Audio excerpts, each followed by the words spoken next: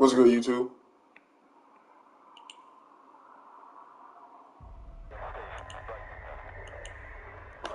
What's good, YouTube?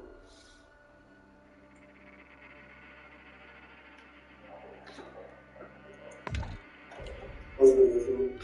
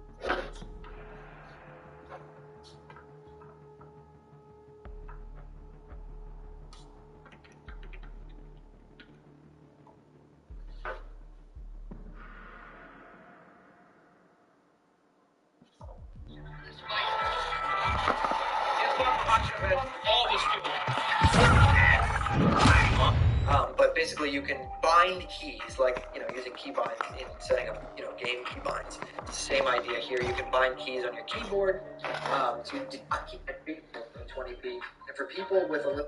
In this video, I'm going to go ahead and open up OBS Studio. If you don't have OBS Studio installed, let's select Stream. When it says Service, you're going to click that, and you're going to select YouTube RTM, select Settings. The first thing we're going to do is going to get connected to YouTube. So you're going to come on the left, you're going to select Stream. When it says Service, you're going to click that, and you're going to select YouTube RTMPS. Now you're going to have two options here. It's going to say Connect Account, which is a recommended. It's going to recommend as well, and then use your Stream key. Now, before we go ahead and connect our account to YouTube, there's one important thing that you need to know. If you've never streamed to YouTube, you are going to need to go ahead and get approved. That it does take 24 hours for you to go ahead and gain access. The amount of subscribers and viewers and things that you have does not matter. You just need to get approved and request access, and it does take 24 hours. So let me go ahead and show you what that looks like if it's going to be your first time trying to stream on YouTube. So once you get logged into your YouTube channel, you're going to come to the top right, and you're going to go ahead and select Go Live. Once you go ahead and select that, it's going to bring you to a screen just like this. It's going to say request access to streaming. Once you request it, it may take 24 hours to get access to live streaming.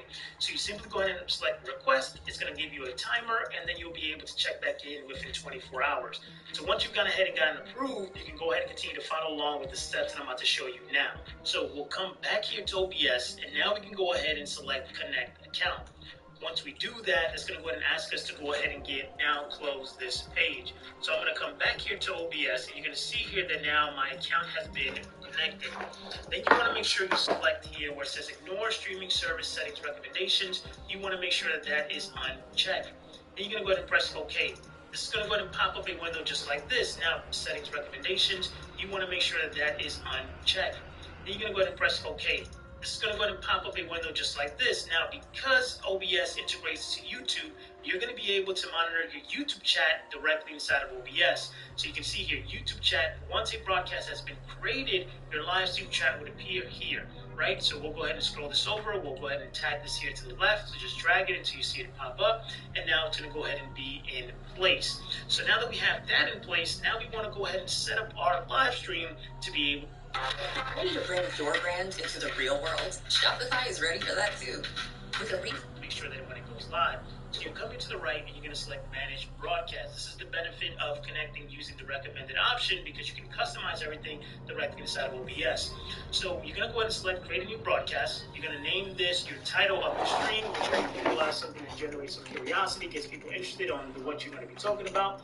Your description, this is where you're going to be able to put in links to follow you on social media, to be able to donate. This is where you put in information about what your stream's about and where people can find you. Now here where it says privacy, this is extremely important because if you have this on private or input gain latency, I recommend leaving it at normal. That's going to give you the best because you want to be able to set up your settings to make it look good. So I'm going to select Create Broadcast. It's going to say creating a new live broadcast. Please wait. You're going to see here that now on the left-hand side, my chat is now available. So we want to jump over to YouTube to make sure that broadcast was created. Now remember, we're not live yet. So we'll come back here to YouTube to make sure that we're all ready to go. So on your YouTube channel, you're going to come to your profile icon. You're going to go ahead and select YouTube Studio. And then on the left-hand side,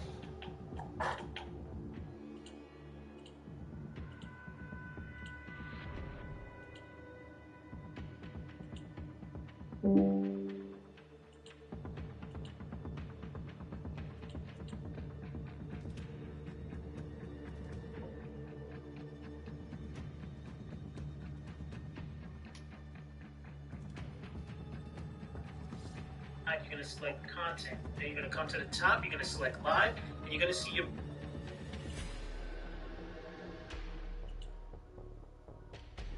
profile icon. You're going to go ahead and select YouTube Studio, and then on the left hand side you're going to select content. Then you're going to come to the top, you're going to select live, and you're going to see your broadcast here.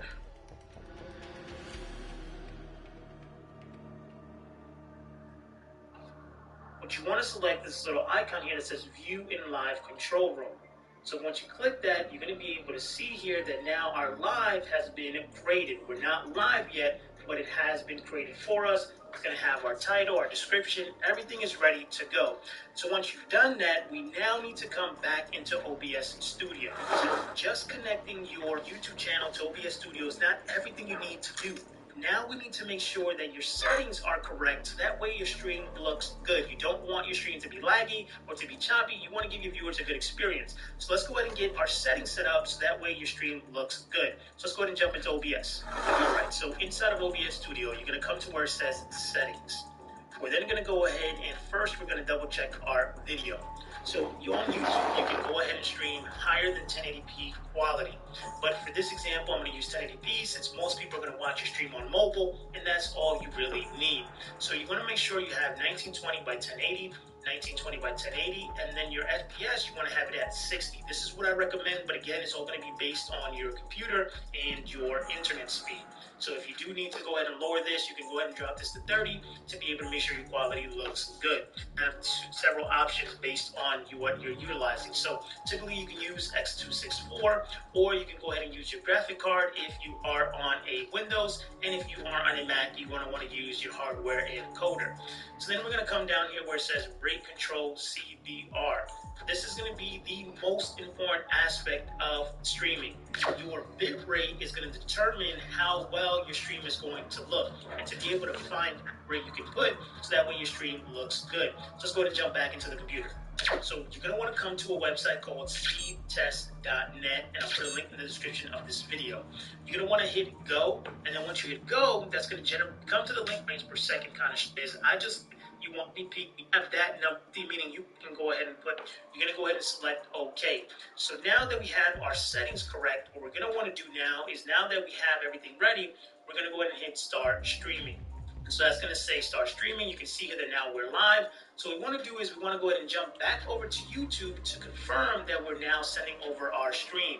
So you see here that now we are live, everything is ready to go, excellent condition. You're going to see here that I can monitor my chat, and now everything is ready to go, and I can start to go live with my audience. Now inside of OBS Studio, you're going to be able to manage your chat here on the left-hand side. But if you want to go ahead and have overlays and graphics to make your stream look professional, you want to go to streamdesigns.com, and I'll put a link in the description.